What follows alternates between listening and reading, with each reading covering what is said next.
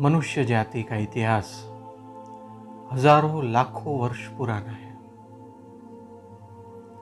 विकास की, आंतरिक और बाह्य विकास की अनगिनत सीढ़ियां मनुष्य जाति ने चढ़ी है। कभी विकास हुआ है, कभी पतन भी हुआ है। आज हम कोई बोरिंग इतिहास की बात नहीं करने वाले, फिर भी आज के इस छोटे से सेशन में हम पूरी मनुष्य जाति का इतिहास बताने वाले हैं। अरे कितना आश्चर्यजनक है। जी हाँ, आपने सही सुना, पूरी मनुष्य जाति का इतिहास। लाखों वर्षों का इतिहास ऐसे संक्षिप्त में कैसे आ सकता है? फिर भी अथातो ब्रह्म जिज्ञासा, जिज्ञासा से हम बहुत कुछ जान सकते हैं। जिज्ञासा तो ज्ञान का मूलभूत बीज है। एक राजा को भी ऐसी जिज्ञासा हुई कि मुझे मनुष्य जाति का समग्र इतिहास जानना है। मुझे जानना है कि कौन कौन सी महत्वपूर्ण घटनाएं घटी, कौन सी संस्कृति में कौन से महापुरुष हुए, कौन सी संस्कृति कब विकसित हुई, कब नष्ट हुई, वगैरह वगैरह। मुझे ऐसी समग्र घटनाओं के बारे में जानना है। उसके लिए उसने विद्वानों का एक समूह बनाया और उसको आदेश दिया कि मुझे समग्र मनुष्य जाति के इतिहास के बारे में जानना है।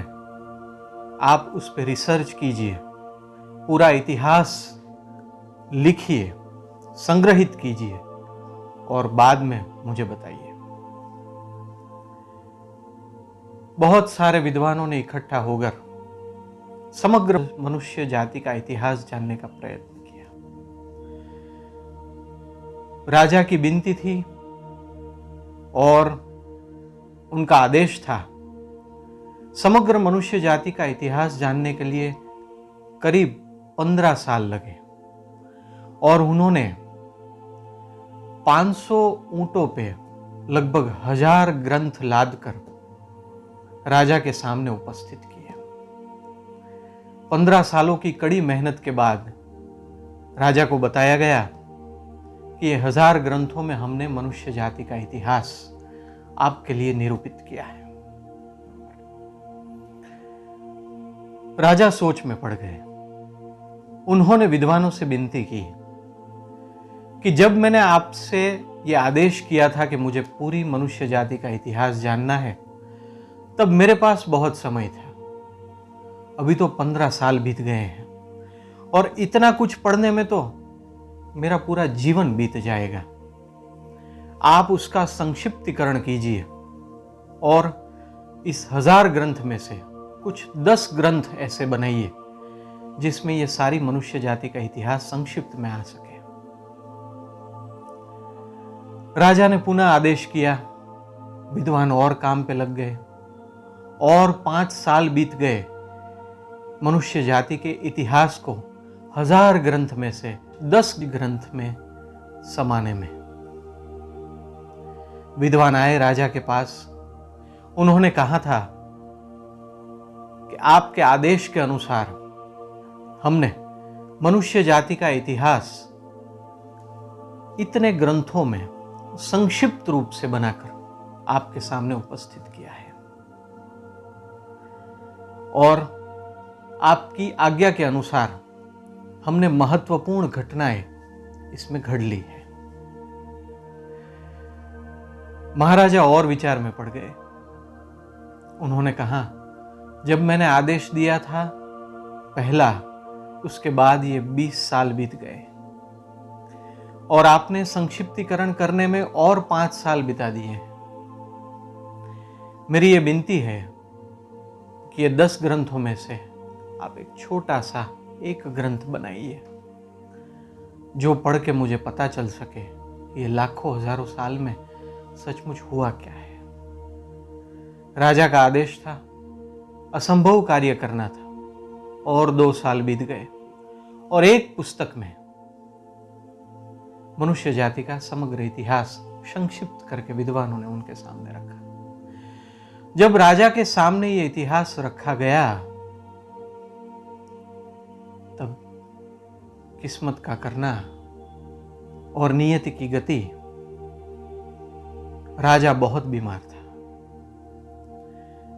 कुछ वैद्यों ने ऐसा कहा था कि शायद अब राजा बहुत दिन नहीं जी पाएंगे। फिर भी राजा का आदेश था, संक्षिप्त करके जो इतिहास रचा गया था उनके सामने पेश किया गया। जब राजा ने पुस्तक देखा, तब उनके आंख में से अश्रु आ गए। उन्होंने कहा, अब ये एक पुस्तक पढ़ने का भी मेरे पास समय नहीं है। हो सके तो मुझे कुछ वाक्यों में ही मनुष्य जाति का इतिहास अगर आप कह सके तो कह दीजिए, क्योंकि मेरी जिज्ञासा बहुत बलवत्तर है। ऐसा तो कैसे संभव है? लेकिन सभी विद्वानों में एक ज्ञानी पुरुष थे। ज्ञानी यानी जिन्होंने अपनी भीतर की चेतना को जगाया है, जो अपनी भीतर की चेतना के साथ संपूर्ण रूप से एकाकार हुए हैं। उन्होंने बताया कि राजन, आपकी ये विनती भी मानी जा सकती है। मैं आपको 2-3 वाक्यों में ही मनुष्य जाति का समग्र इतिहास बता सकता हूं। राजा ने हाथ जोड़े और वो ज्ञानी पुरुष ने कहना शुरू किया। ज्ञानी पुरुष ने कहा, करोड़ों मनुष्य जन्मे, जन्म के बाद अपनी संस्कृति के अनुसार कुछ सीखने का प्रयत्न किया। पूरा जीवन वस्तु और धन को इकट्ठा करने में बिता दिया और फिर उसकी मृत्यु हो गई। जीवन जो इकट्ठा करने में उसने बिताया, उसमें से कुछ भी वो अपने साथ न ले जा सका। और यही यात्रा वो जीव ने मनुष्य रूप में और अनेक रूप में अनंत बार की, और वही भूल वो बार बार करता रहा। कुछ महापुरुष ऐसे हुए जिन्होंने अपनी अंदर की चेतना को जाना। बस यही तो पूरी मनुष्य जाति का इतिहास है। वो जन्मा, बस इकट्ठा करने के लिए दौड़ता रहा, और फिर जब मृत्यु आई तो पूरा जीवन जो इकट्ठा करने में वो दौड़ता रहा, उसमें से वो कुछ भी साथ न ले पाया।